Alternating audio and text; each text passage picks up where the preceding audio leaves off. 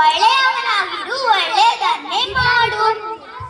Talk less, work more. ಮಾತು ಕಡಿಮೆ, ಕೆಲಸ ಹೆಚ್ಚು ಮಾಡಿ.